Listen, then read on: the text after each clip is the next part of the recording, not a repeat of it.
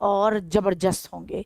तो बिल्कुल, हाँ हाँ, तस्वीर से निकलकर सामने आ गई मैं, कोई दिक्कत नहीं है। पहले बस मुझे इतना बता दो कि क्या मेरी वॉइस और पीछे लिखा हुआ दोनों आप तक पहुंच रहे हैं या नहीं पहुंच रहे हैं, ऑडियो और वीडियो दोनों क्लियर हैं या नहीं है।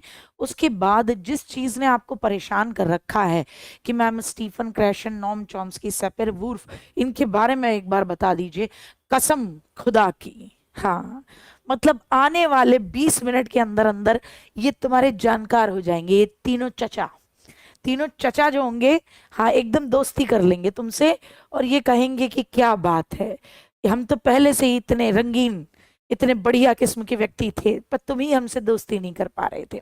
ठीक है, तो जो आपको दिक्कत है, ठीक है ना, जो आपको दिक्कत है इन चचाओं में, वो एकदम तीनों में खत्म करवा दूंगी। तो आते हैं भाई बिना समय गवाए हुए, सबसे पहले स्टीफन क्रैशन कहते हैं क्या नहीं है, उन पर बात कर लेते हैं।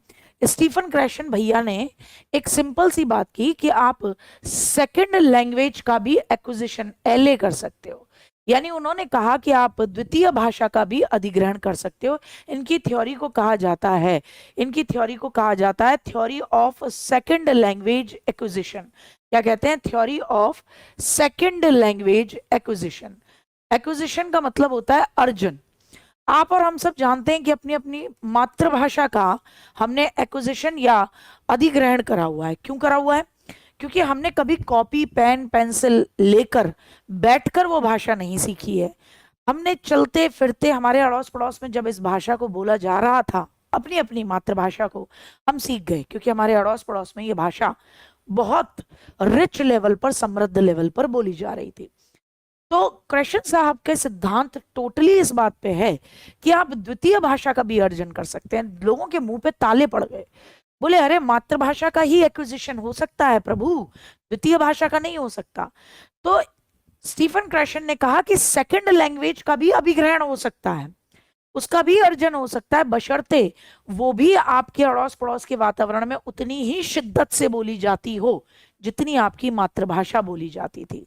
और जब आप अपनी मातृभाषा को सीख गए बिना कॉपी पेन लिए हुए, क्लासेस में बैठे हुए, है ना, बचपन में, अभी देखो मेरा बच्चा बोलना जानेगा भाषा को, स्कूल जाने से पहले समृद्ध होगा उसका भाषाई वातावरण। कौन सी भाषा? वो जो उसने अर्जित की अड़ोस पड़ोस में, खूब बोलता ना है, ब ब म म ना ना, सारे बोलता रहता मस्त। इसलिए स्टीफन क्रैशन साहब ने ये कहा, देखो भैया एक्विजिशन क्या होता है, अच्छे से समझ लेना। एक्विजिशन में आप सबकॉन्शियसली भाषा सीखते हो, और लर्निंग में आप कॉन्शियसली भाषा सीखते हो। आप लर्निंग में क्या करते हो? कॉन्शियसली भाषा सीखते हो। और एक्विजिशन का मतलब होता है अधिग्रहण, जिसमें आप क्या करते, भाषा ग्रहण कर लेते हो बिना कॉन्शियसली, सबकॉन्शियसली। ठीक है, यहां पर आपको नियम चाहिए होते हैं जब आप लर्निंग करते हो भाषा के सीखने की। ठीक, आ रही बात समझ में? अच्छा जी। अब इन्होंने क्या कहा, स्टीफन क्रैशन साहब ने 5 सिद्धांत दिए। इन्होंने सिंपल सरल शब्दों में अगर मैं बात करूं तो सेकंड लैंग्वेज के एक्विजिशन के बारे में इन्होंने 5 बातें करी हैं। कौन कौन सी 5 बातें? ये मोस्ट इंपॉर्टेंट है दुनिया में, पहले तो यही पता होनी चाहिए आपको। ये 5 इन्होंने सिद्धांत दिए, टीचर जनरली 2-3 बता देता है। पहला है इनपुट हाइपोथेसिस, कि आपको ना अपने बच्चे को चाहिए कि सेकंड लैंग्वेज का भी अर्जन कर जाए। आपका बच्चा जैसे हिंदी बोलते हैं ऐसे आपका बच्चा अंग्रेजी बोलने लगे, तो इनपुट हाइपोथेसिस, भैया निर्देश विर्देश और बोलचाल। एक्विजिशन लर्निंग हाइपोथेसिस का मतलब क्या? बच्चा क्या करेगा? एक्विजिशन करेगा सेकंड लैंग्वेज का जब वो अपरंपार मात्रा में बोली जाती होगी। तीसरा है जिसे बोलते हैं नेचुरल ऑर्डर हाइपोथेसिस, कि बच्चा नेचुरल ऑर्डर को ही फॉलो करता है, बिना किसी टेंशन के इसी नेचुरल ऑर्डर में बच्चा सीखेगा। चौथा मॉनिटर हाइपोथेसिस, पांचवा अफेक्टिव फिल्टर हाइपोथेसिस। अब इन सबको एक बार प्यार से समझ लो कि क्या है ये हाइपोथेसिस और क्या कहती हैं ये सारी की सारी बातें आपसे। ठीक साहब, आ जाइए। तो सबसे पहले अगर मैं बात करूं तो सबसे पहले है acquisition learning hypothesis. Acquisition learning, अर्जन भी और सीखना भी, ठीक है ना। तो एक्विजिशन लर्निंग हाइपोथेसिस क्या कहती है? सिंपल क्वेश्चन साहब ये कहते हैं कि भैया जब आप दूसरी भाषा सीखने के लिए तैयार हो तो आपके पास दो तरीके हैं।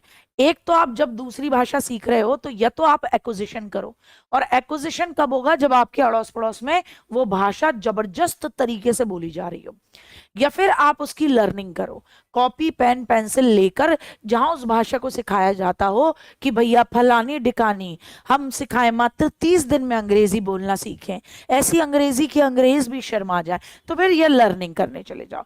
तो पहला क्या है? एक्विजिशन लर्निंग हाइपोथेसिस, जिसमें उन्होंने कहा कि सेकंड लैंग्वेज को सीखने के दो ही तरीके हैं, या तो एक्विजिशन हो, अर्जन हो। और अर्जन कब होता है? अर्जन होता है जब आपके अड़ोस पड़ोस में ये भाषा बहुत जबरदस्त तरीके से बोली जाए, या फिर आप कॉपी पेन पेंसिल लेके फिक्स्ड टाइम पे कहीं पे इस भाषा को सीखने के लिए जाओ। तो एक्विजिशन लर्निंग हाइपोथेसिस समझ में आ गया? यहां से क्वेश्चन बना है आपसे, ये बहुत कम लोग बताते हैं, मैं बता दूं ये क्वेश्चन बना हुआ है। नहीं बना हो, नहीं पता हो तो देख लेना, 2022 के सैंपल पेपर में, 2022 के पेपर में आया था कि स्टीफन क्रैशन ने भाषा सीखने के दो तरीके बताए। दो तरीके कौन से हैं? तो क्वेश्चन क्या था? What are the two ways according to Stephen Krashen? What are the two ways? Two ways क्या हैं? Two ways of second language acquisition by Stephen Krashen. तो बताओ भैया क्या दो तरीके हैं बाय स्टीफन क्रैशन? क्या दो तरीके बताएं? तो उन्होंने दो ही तरीके बताए, या तो भाषा क्या कर लो? अर्जन कर लो, एक्विजिशन। आपके अड़ोस पड़ोस में जबरदस्त तरीके से वो भाषा बोली जा रही होगी तो आप अर्जित कर लोगे, या फिर आप उसे सीखोगे, या फिर आप उस भाषा की लर्निंग करोगे, प्रॉपर क्लासेस लगाओगे। ठीक साहब, ये पूछा हुआ प्रश्न है, इस चीज को याद रखिएगा, तो ये इंपॉर्टेंट हो जाता है। फिर बात करते हैं दूसरा है मॉनिटर हाइपोथेसिस। अब मॉनिटर हाइपोथेसिस का मतलब क्या?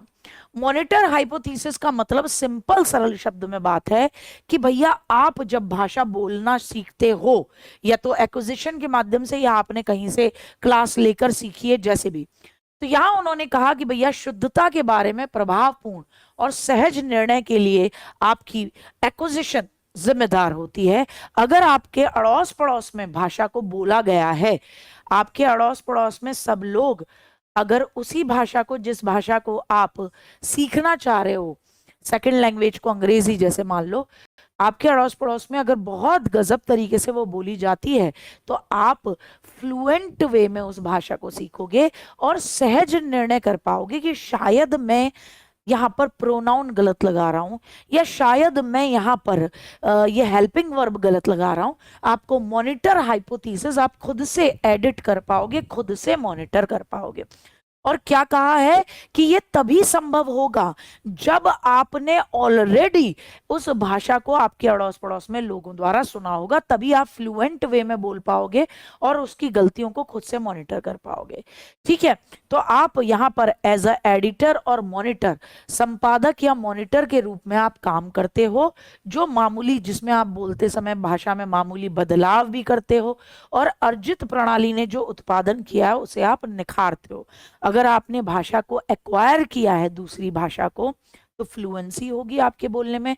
आप बिना स्कूल जाए भी बता दोगे कि मेरे बोलने में कहाँ गलती है, आप उसे एडिट कर लोगे, अपनी बोली गई भाषा को मॉनिटर कर लोगे, उसमें कुछ चीजें खुद से जोड़ के नई चीजें भी बना लोगे, मॉनिटर कर पाओगे, एडिट कर पाओगे। अबव लेवल पर, यानी जिस लेवल तक बच्चा जानता है उससे थोड़ा सा, वर्तमान स्तर से थोड़ा ऊपर आप उसको क्या दो? कॉम्प्रिहेंसिबल इनपुट, बोधगम्य इनपुट दे दीजिए।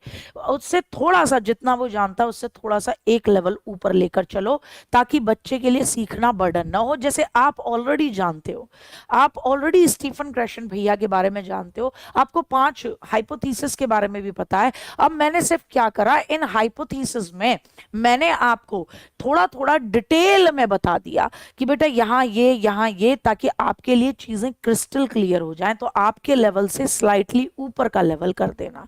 ठीक है, इसे बोलते हैं कॉम्प्रिहेंसिबल इनपुट, बोधगम्य निवेश। यानी आपको निर्देश, आपको इनपुट जो दे टीचर, वो ऐसे दे जो आप समझ पाओ, यानी आपके वर्तमान लेवल से थोड़ा सा ऊपर, थोड़ा सा ऊपर। हाइपोथेसिस शॉर्ट में मैं फिर से बात करूं तो शॉर्ट में समझ लो, इनपुट हाइपोथेसिस का मतलब बच्चे के एक लेवल ऊपर, जिसे आप I+1 से डिनोट करते हो।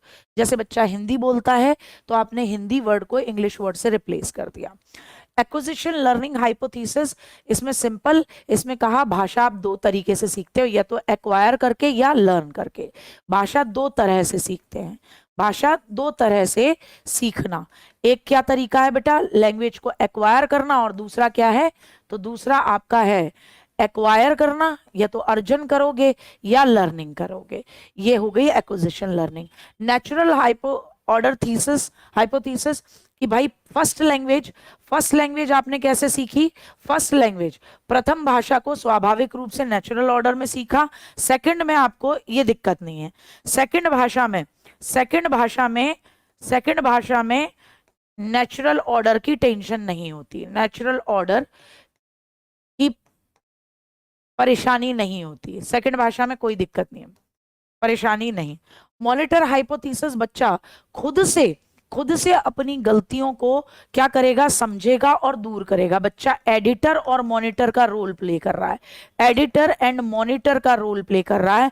इतने अच्छे तरीके से भाषा को एक्वायर कर लिया है, ठीक है, कि अब वो खुद से ही कर रहा है, खुद से ही मॉनिटर कर लेगा अपनी भाषा को, गलतियों को दूर कर देगा। कि भावनाओं का आपकी भाषा पर प्रभाव पड़ता है।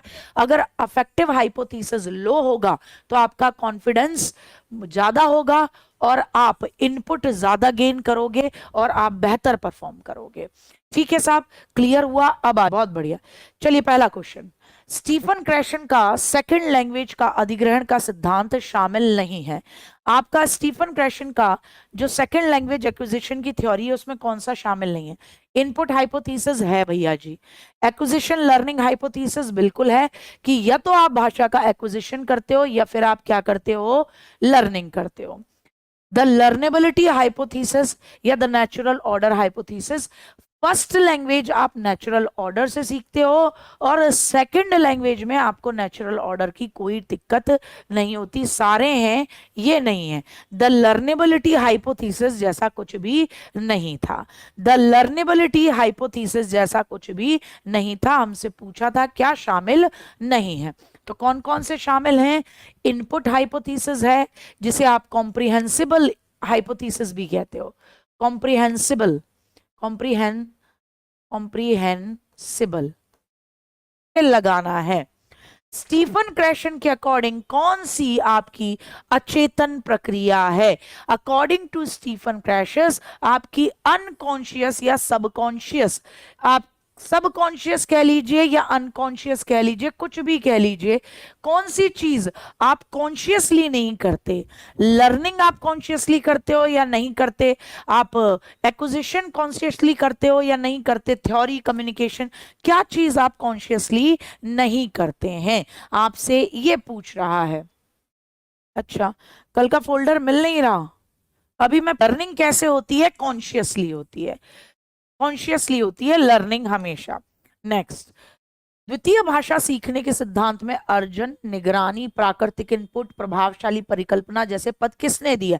Acquisition, monitoring, natural input, effective hypothesis, filtration, ये सब चीजें किसने दी? ये सब आए हुए हैं, ये बातें किसने की हैं? ये बातें किसने की हैं?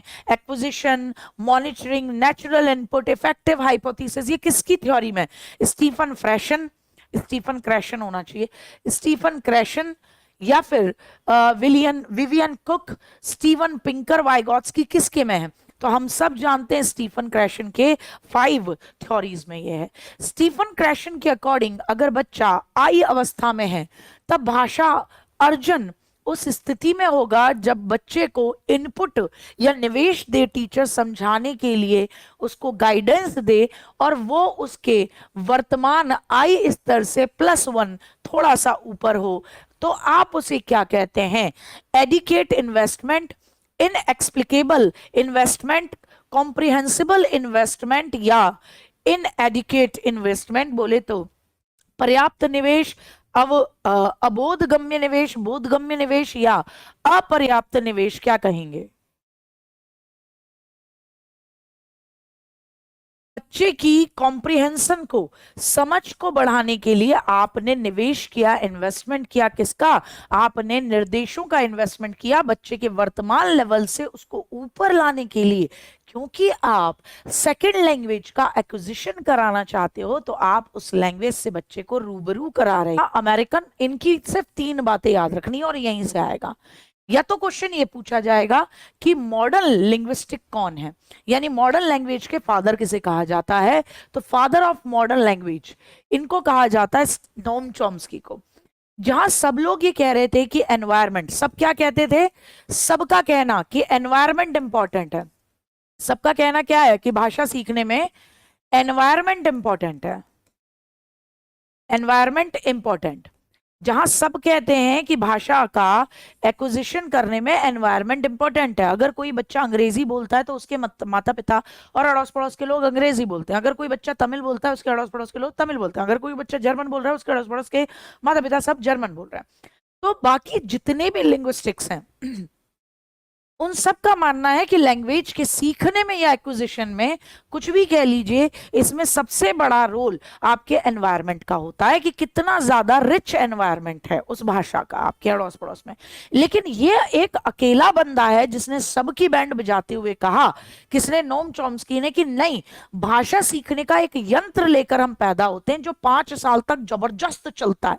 उसके बाद धीरे धीरे धीरे धीरे वो यंत्र हमारा कमजोर होता जाता है, और इसी वजह से हम जितना कॉन्फिडेंटली हमने पहली भाषा का अर्जन किया था, हम दूसरी, तीसरी, चौथी भाषा का अर्जन करना हमारे लिए मुश्किल हो जाता है। ठीक, तो इन्होंने कहा भाषा अधिग्रहण जन्मजात क्षमता है, इनेट। इन्होंने 3 बातें की। पहली, एलएडी, लैंग्वेज एक्विजिशन डिवाइस, यानी हम सब भाषा अर्जन यंत्र लेकर पैदा होते हैं, और ये एलएडी 5 साल बाद, मतलब 5 साल की उम्र के बाद से कमजोर होता चला जाता है। इसीलिए जितनी कम उम्र में आपका बच्चा जितनी भाषाओं के कांटेक्ट में आएगा, और आप एक बड़े बूढ़े 20 साल के व्यक्ति को रख लो बच्चे को, और एक 3-4 साल के बच्चे को, तो जैसे 20 साल के बच्चे को जो भाषा, जैसे आप उसको अंग्रेजी चाहते हो या आप चाहते हो मंदारिन सीखे, उसको जितना सीखने में वक्त लगेगा अड़ोस पड़ोस में बोली जा रही है उसके मुकाबले में, उस छोटे बच्चे को उससे बहुत कम वक्त लगेगा। क्यों कम वक्त लगेगा? क्योंकि रीजन ये है, वो बच्चा उस भाषा को सीखने के लिए एलईडी लेकर पैदा हुआ और उसका एलईडी जोर से जल रहा है। लैंग्वेज एक्विजिशन डिवाइस 5 साल तक बहुत जबरदस्त होती है, इसलिए कम उम्र का बच्चा एक नहीं कई भाषाएं बहुत कुशलता से सीख सकता है। इनेट क्षमता होती है, जन्मजात क्षमता होती है। किसने कहा? नोम चॉम्स्की ने। दूसरा इन्होंने सिद्धांत दिया था universal grammar theory. Universal grammar theory सार्वभौमिक व्याकरण, यानी हर भाषा का व्याकरण होता है। और तीसरा इन्होंने कहा था जनरेटिव ग्रामर थ्योरी। क्या कहा था बेटा जी? तो याद रखिएगा, जनरेटिव ग्रामर थ्योरी, यानी बच्चा जब भाषा स्कूल में सीखता है उससे पहले वो उसकी भाषा जानता है। स्कूल में भाषा की व्याकरण सीखने से पहले, भाषा की व्याकरण सीखने से पहले ही, व्याकरण सीखने से पहले ही, सीखने से पहले ही बच्चा अपनी मातृभाषा की व्याकरण जानता है और खुद मॉनिटर भी कर लेता है उसे। अपनी मातृभाषा की व्याकरण जानता है। नोम चॉम्स्की का सिद्धांत किससे जुड़ा हुआ है? लैंग्वेज के development, social development, emotional development, या किसी से नहीं। तो नोम चॉम्स्की का सिद्धांत किससे जुड़ा हुआ है? ठीक है ना, नोम चॉम्स्की का सिद्धांत किससे जुड़ा हुआ है? का विकास कैसे होता है, कैसे भाषा का विकास कैसे होता है? Who is famous psycholinguistic? कौन है मनोभाषाविद जो ये मानते हैं कि आपके अंदर लैंग्वेज सीखने की जन्मजात क्षमता है। गार्डनर साहब तो इंटेलिजेंस से जुड़े हुए हैं। किससे? इंटेलिजेंस, वो भी मल्टीपल इंटेलिजेंस थ्योरी दी है इन्होंने। क्या दी है? मल्टीपल इंटेलिजेंस थ्योरी दी है। मल्टीपल इंटेलिजेंस थ्योरी दी है। एलन नेवल नहीं है, ए साइमन नहीं है, कौन है? नोम चॉम्स्की भैया है। कौन है? नोम चॉम्स्की कहता है कि एनवायरनमेंट इज नेसेसरी। ये जितने भी और हैं, जैविक होता तो वही वाली बात हो जाती है कि जन्मजात बोलते आप, जन्मजात। और ये कह रहा है कि भैया आपको वातावरण नहीं मिला, तो ये किसकी बात कर रहा है? कि पर्यावरण नहीं मिलता। अगर किसी को पर्यावरण नहीं मिलता लैंग्वेज का, बिहेवियरिस्ट वाली बात है, तो फिर आपके लिए भाषा को सीखना मुश्किल हो जाता है। और इसमें innate ability to acquire language is the result of our uniquely human biological inheritance called. Chomsky के अकॉर्डिंग जो भाषा प्राप्त करने का, अधिग्रहण करने की जो हमारे अंदर एक यूनिक विशिष्ट क्षमता है, वो भी सहज, बिना प्रयास के यूं ही सीख जाते हैं, सहज जो क्षमता है उसे क्या कहते हैं? Language adaptation degree, language acquisition device, या डिजायर फॉर लैंग्वेज एक्सेप्टेंस, या लैंग्वेज एक्विजिशन डोमेन। क्या कहा जाता है? भाषा अधिग्रहण डिवाइस यानी लैंग्वेज एक्विजिशन डिवाइस, जो 5 साल बाद कमजोर होती है। और यही था। अब मिलते हैं, आगे क्या लेकर आना है वो मैं बताऊंगी। All the best. कल इंग्लिश वाली भी आपकी क्या होगी? इंग्लिश वाली भी आपकी प्रैक्टिस सेट होगा। बहुत बढ़िया। ये क्लास लास्ट टाइम पे भी देख जाना, गड़बड़ी मत करना इसमें।